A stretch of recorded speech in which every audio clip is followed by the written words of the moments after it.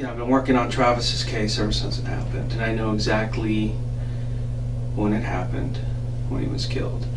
I know a lot of details, and just recently we found quite a bit of evidence, and I'll discuss that with you. The main thing that I'm looking for, though, is answers on why certain things happened, why they went so far, and also to get your statements. A lot of details on this case that haven't been released to the public, and not even to Travis's family. And those details are known only by us and the person who did it. Okay, and that's one of the reasons I'm here, is because I believe that you know some of these details. Because we're here at the police department, the sheriff's department here, and you're considered under arrest or detained. You're not free to go, and I'm a police officer. I have to read you your rights. Okay, I'm sure you've heard them on TV. I have to read them off this little card here, but they're pretty much the same, and I'll explain them to you as we go. Okay. Let's see. This is July 15, 2008, correct? It's 10:01 in the morning. This is case number 2008-161-0844. Okay. You do have the right to remain silent. Okay. Anything you say may be used against you in a court of law. You have the right to the presence of an attorney to assist you prior to questioning and to be with you during questioning if you so desire. If you cannot afford an attorney, you have the right to have an attorney appointed for you. And what I'm going to do is just ask you some questions, ask you what you've been doing, certain dates, what you were up to. You mentioned you were traveling on some of these dates, and if there's a question that you don't want to answer, you don't feel comfortable, you can say no, or you can elaborate as much as you want. It's completely up to you. It's at your speed. So I'm going to ask you some questions. You can voluntarily answer them if you want. There was some question about you being. Well, let's start with this. What have you been up to since Travis's death? Everybody's pointing a finger at you.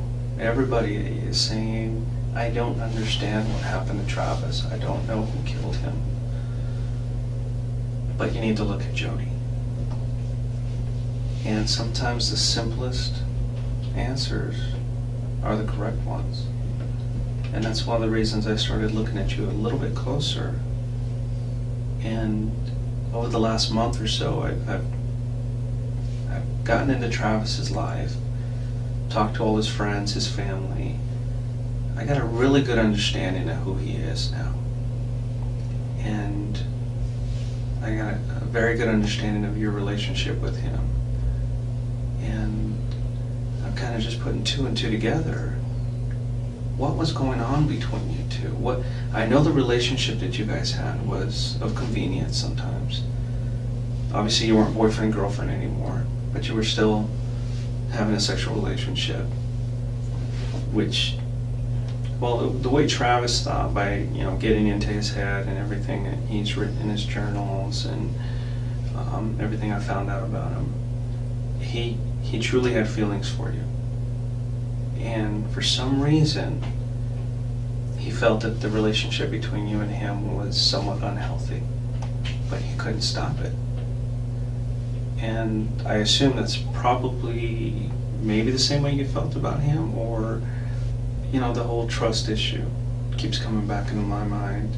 He was a big time flirt, and that's the one thing everybody says about him. He flirts a lot. Does he mean anything by it? No, not really. That's just who he is. He did have, girlfriends here or there, and he was at a point in his life where he wanted to really start settling down. He felt like he needed to kind of grow up, become a husband, become a father. That time had come, and he felt that time had come and gone, and he was falling behind. Yeah, depends on who you surround yourself with, too. If you surround yourself with the right people, it's a different story. But that's where he was, and Did you guys ever discuss possibly getting married or anything? I mean, there was a time period he really wasn't seeing anybody, and then Mimi came into the picture. What did you think about her? And he's what you call a player. You know what that means. He portrays himself to be a certain way, but he's really not. Okay. He portrays himself to have a lot of money. He's not. He wanted to be with you, but he was reluctant to make a commitment first off. And truly, he didn't think that you were marriage material. And you know, you're struggling, you're trying to make your way through life, and I don't see why you guys couldn't have made it. So, you know, moving over to his trip to Cancun that he was going to. When did you first find out about that he was going with Mimi? Unfortunately, Mimi had called him a week or two before, and I told him, look, if you want to take somebody else, it's fine, but I have something to tell you. I don't look at you that way. I don't look at you as a boyfriend. If you want to be friends, we can be friends. And that really broke his heart. You know what he wants. You know that it's not healthy, but yet you continue to go back. And it brings us to this point where we are now. And obviously you guys kept this relationship hidden from everybody else, and because nobody really knew about it. There were some people who I talked to and said, yeah, they continued to have a relationship even after they broke up. And there are others who were saying that you had become obsessive with him to the point to where you would go into his house when he wasn't there, or when you weren't invited, and he would talk to people saying, you know, she just kind of showed up, and I don't want to tell her to leave, but you know, I don't want her here. You've kind of given me a really good rundown of your relationship and how you guys thought of each other and stuff, and I was pretty close to right on with my theory on how you guys, you know, why you continued to see each other and what was going on during that time. I think there's some other things that you're not telling me. I think maybe the jealousy probably continued even after the fact that you moved away. For instance, was it the week of the first week of June, you took a trip to Salt Lake City.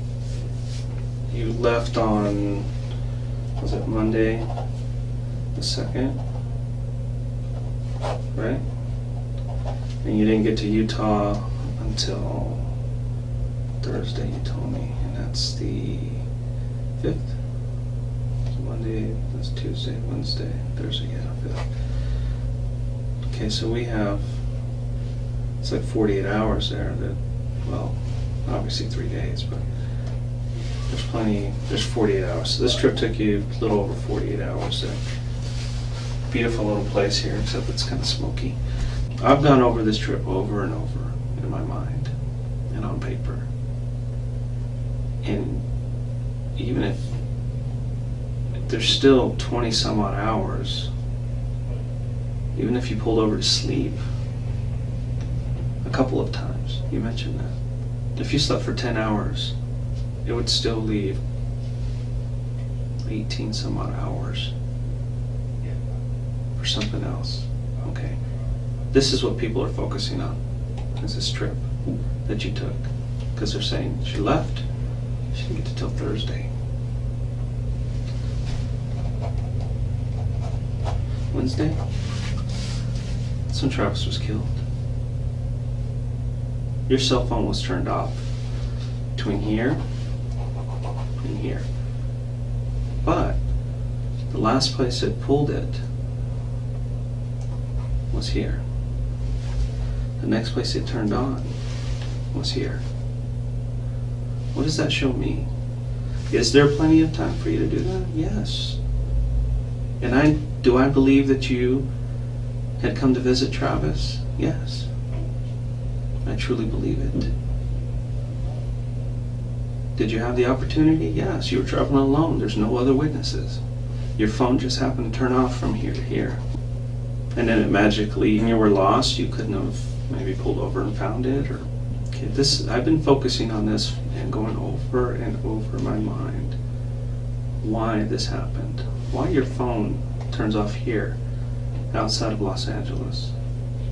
One tower hit here, the other tower here on the 93.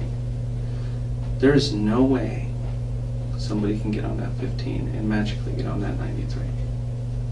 Because that 15 goes right through Las Vegas, right there, and continues this way. You'd have to go to Las Vegas and then come down south, go through Boulder City. And this tower here, it's not just over the border in Arizona, it's quite a distance inside of Arizona that it hit. Because there is a mountain range all along here. And if you're on this side of the mountain range, pretty good distance, that signal's not going to hit Utah or Nevada or California. It's only going to hit in Arizona. The only way you can get on the 40 is if after you cross the bridge. And I can pull the maps and show them to you, and you can go over and over and over again. But I don't think you're being completely honest with me about that trip. Were you at Travis's house on Wednesday? What if I could show you proof you were there? You were at Travis's house. You guys had a sexual encounter, which there's pictures. And I know you know there's pictures because I have them. I will show them to you. Okay? So, what I'm asking you is for you to be honest with me. I know you were there. Absolutely positive. Remember I told you about the camera? That camera was damaged. Someone put it in a washing machine, ran it through a wash cycle with some clothes of Travis's, but the card's intact. Remember I told you that card was destroyed? I didn't want to tell you the truth because I wanted to make sure those photos were accurate, and we can pull deleted photos. I don't care if you delete them 6 months ago. We can pull every photo that was ever on there. Pull the little pixels together. Get the timestamps on them. Not all of them, but most of them have timestamps on them, and we can verify those timestamps. And I have pictures of you in Travis's bedroom with Travis, pictures of him, and it's obvious you guys are having sex, taking photos of each other, and they're dated and time-stamped on the day he died. It's you. And you know it's you. I know all the details of this case. The only thing I don't know is why. Why did you choose to go visit Travis that day? And why did you do what you did? You did. You hurt him. That's why we're here. That's why I flew up here. Because I needed to talk to you about this. I can just arrest you and throw you in jail, but I want to know why. Why did you do this to him? There's so much evidence in that house. So much, and it all points to you. I know you took pictures of him in the shower just before he died. And the camera actually took a couple of photos by accident during the time that he was being killed. Yeah, Jodi, really. You were there. Quit playing this game. It's time for you to just come out. We have the pictures.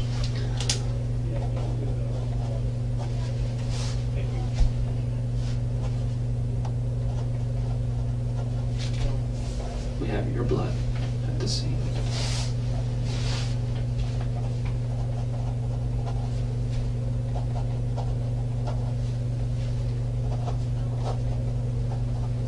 Your hair with blood at the scene.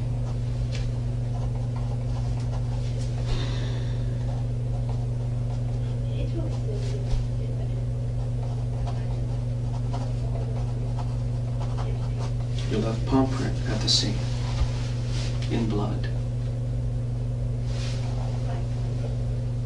What's going on there? You haven't been there since April, right?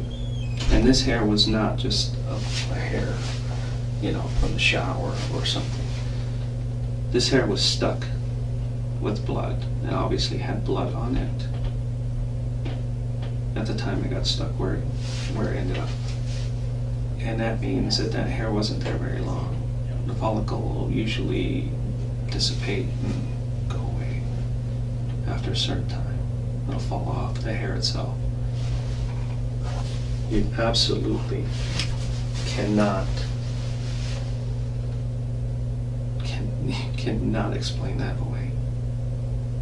You either had blood on your hand and you touched the wall, or there was blood on the wall and you touched the blood.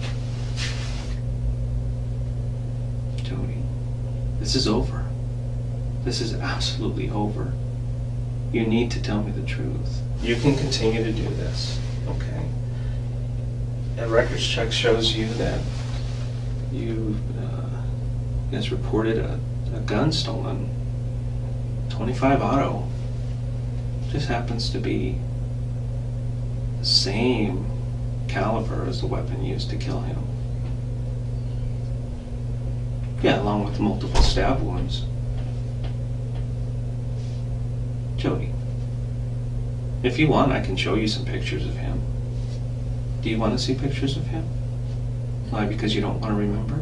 We can keep playing these games over and over again. I'm not going to believe you. Then I can believe you. But I can't deny this evidence. I can't. The trip you took doesn't make sense. The opportunity was there. Your pictures on that date with him. Your blood is in the house, mixed with his. Mixed. Not alongside, but mixed. Your hair is there with blood.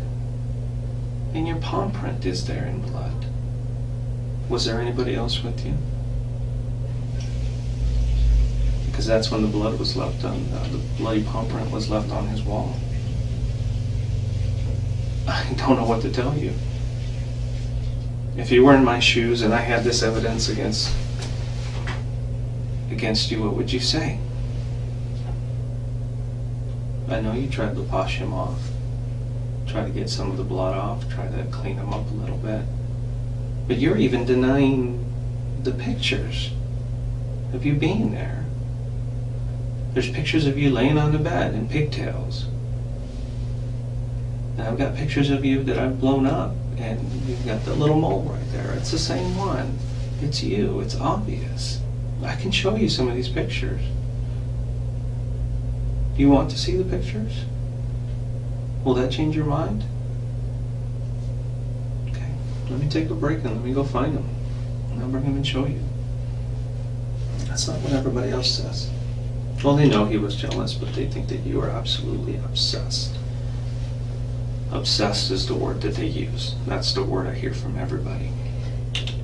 Fatal attraction. I don't know how many times I've heard that. Look at Jodi. Jodi had to have done this, or she got someone to do it for him. There's not one person that says anything else. Why is that? That's the perception they have of you. And there's a reason for that perception. Maybe because it's true. Jodi, we're just playing games here. That gun was in your possession. When did you report it stolen? They're going through your house right now, so are they going to find anything there that will lead you back to this? Do you have a pair of sweatpants that's got stripes around the backside? Was it first? Because I believe you were wearing a pair like that when this happened. Remember I told you about the camera? It was taking pictures. The camera was upside down. It flashed. Another time, the camera flashed. Looked like it was on the ground. Maybe it was kicked. But it took pictures, and it's obviously a female. And one of them was wearing those pants. And if we find those pants, is that going to make my case a little bit better? Yeah. I'm going to take a little break, but I need you to think about what you're doing here. Because the best thing for you to do is to tell me the truth. It happened, and I can prove it happened, and there's no doubt in my mind, and there absolutely is no doubt in anybody else's mind who's investigating this, that you were there and that you did this. But I'll let you think about that, okay? And I'm gonna go look for some pictures, and I'll bring them over, and we'll continue this discussion, okay? Let me go find them. I wouldn't be worrying about your reputation right now. I'd be worrying about the rest of your life. That means nothing. Absolutely nothing. You're going to continue with the story then that you weren't in Mesa on the 4th, you weren't in Travis's house, you didn't have sex with him that day, and you had nothing to do with his murder. We take absolutely special care of what we do. We actually take an image of that card, or let's say you get a computer, take an image of that hard drive and make a copy of it. We don't even touch your hard drive. We just work with the copy. And that's exactly what we do with the photos. We don't work with the originals. We just make an exact digital copy of everything. Move it over so we don't touch it. And then we analyze it. And our guys are so good. Every case they've ever done that I know of has never been lost in court. It's been argued and argued and argued. There's no way that they duplicate or that they enhance or that they change or that they do anything to a photo. How old you are depends on the type of crime. It depends on whether you show remorse or not. And part of that remorse is at least coming clean. When somebody doesn't come clean, I don't see any remorse. I don't know if a judge would see any remorse. I don't know if a jury would see any remorse. But I don't know. That's not for me to decide. My job is to investigate, find out who did it, why they did it, and present it to a court. And that's it.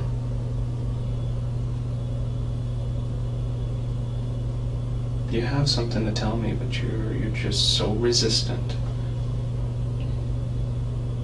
I know you're afraid, but you're already going through it right now. There's no backing up. There's no backing up to yesterday. There's no backing up to that day. And unfortunately, you're gonna have to face the consequences. There's something that happens. You keep saying gloves. There's things that happen when people wear gloves. Then we can actually see that, well, somebody wore gloves in this case. Nobody wore gloves in this case. Nobody. You were the only one. That is it. And I'm not seeing any remorse. I'm not seeing anything from you to make me believe anything otherwise. You can continue to say, I didn't do it, but you're the kid that got caught on videotape stealing the candy.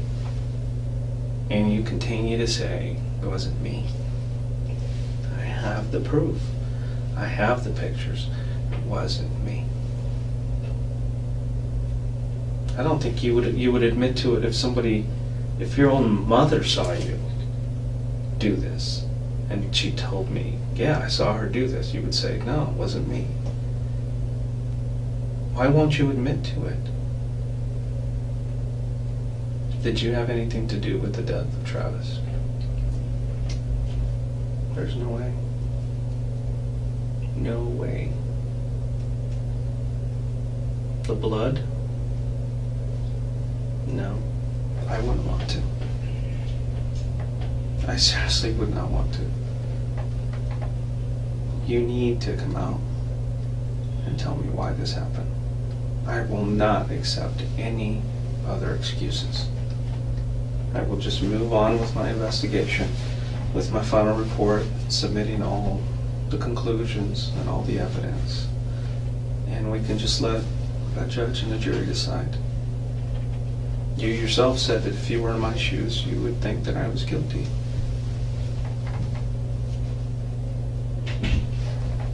It's going to be a while before I talk to you again. And it's not going to be in this kind of setting. Okay. Do you understand what's going to happen to you? Well, we're going to, since these charges are out of Arizona, we're going to send you through the court system here. And then we're going to ask to extradite you to Arizona from California. That just means permission for you to bring you over, because you're out of state limits. And the next time we talk could be in a whole different setting. I think this setting is a little bit better. But it's up to you. Jodi, I know you were there. I know that Travis was either in the shower or just outside the shower when he was shot. And I know somebody who was extremely angry at him took a knife to him and couldn't stop. He couldn't stop. And before you knew it, it was all over. And then you panicked. And it's my job to make sure that an innocent person does not go to jail. But I don't see an innocent person sitting in front of me. When I asked you, I always ask this one question. Well, actually, it's two. First one is, did you kill Travis? And you kind of hesitated a little bit and said, I didn't have anything to do with that. Then I asked you a similar question. Did you have anything to do with Travis's death? You hesitated again. I have proof that says otherwise, Jodi. I can't deny that. I can't deny that proof. And that proof is not pointing at anybody else. Nobody.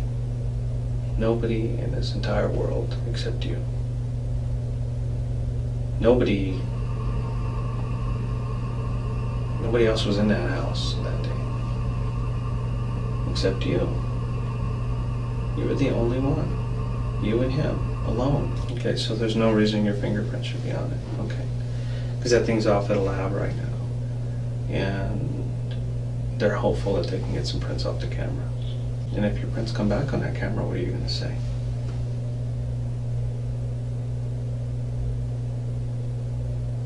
That you still can't explain the rest of this stuff.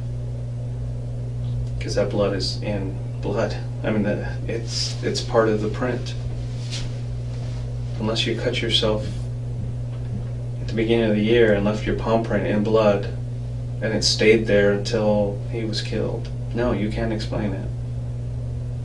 That palm print is there in blood. Partially yours and partially his.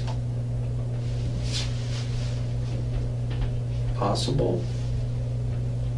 Probable is the question you need to ask, and probable is absolutely not probable. Anything is possible.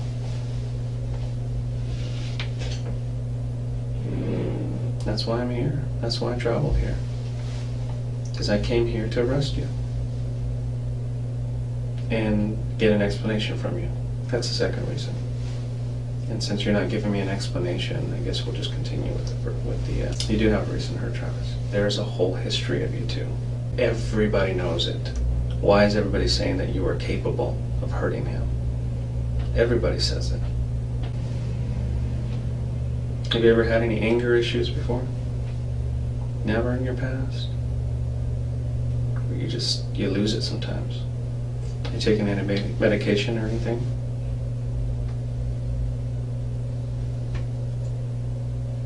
Well, this is definitely reality.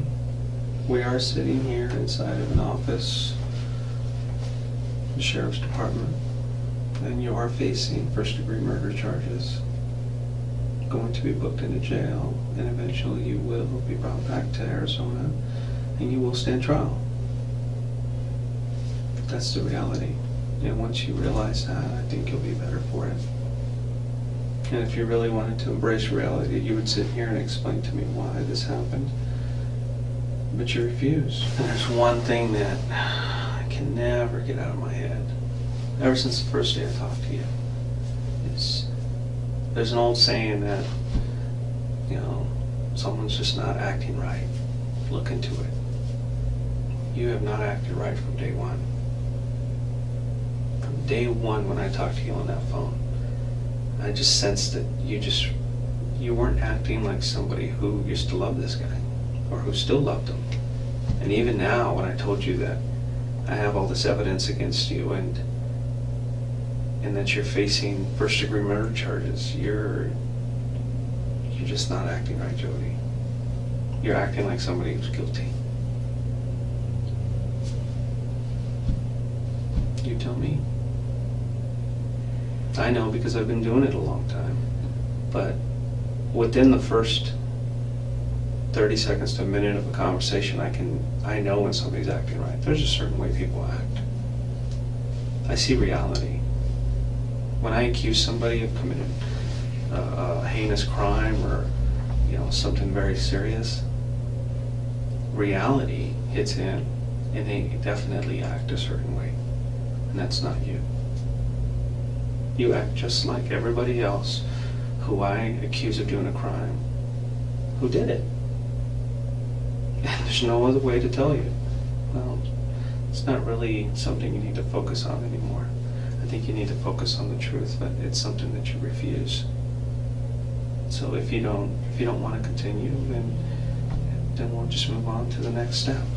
What prevented you from moving on? Nobody was preventing you from moving on. You can't convince me otherwise, unless you come up with more proof.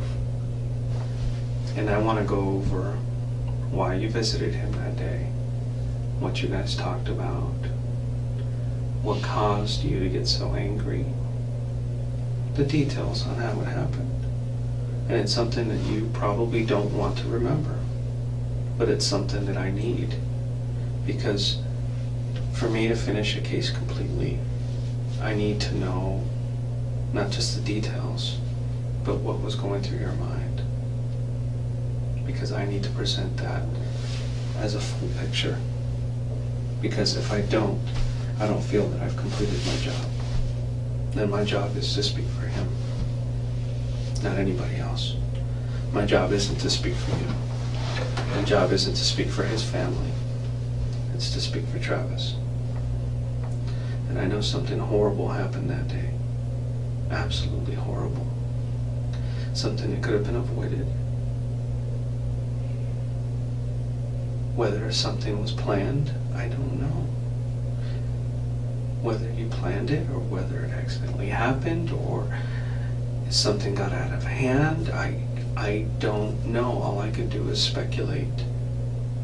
And I want to believe that you're not this cold-hearted person that could just go out and do something like this to somebody. I want to believe that, like a lot of people, things got out of control, and before you knew it, it was too late. That's what I want to believe. And that's truly from my heart. Because I sit here and I've talked to you, and I'm talking to you now, and all those conversations we had on the phone, and I don't see a cold-hearted murderer like you would see on TV or that I've seen before sit across from me. That's not what I see in you. And I'm gonna call it begging. I'm begging you to at least come clean and tell me why. Because I don't want to leave here today not knowing, because it's gonna follow me forever. This is way beyond speculation. This is downright proof. But there's no backstory to it. All I know is that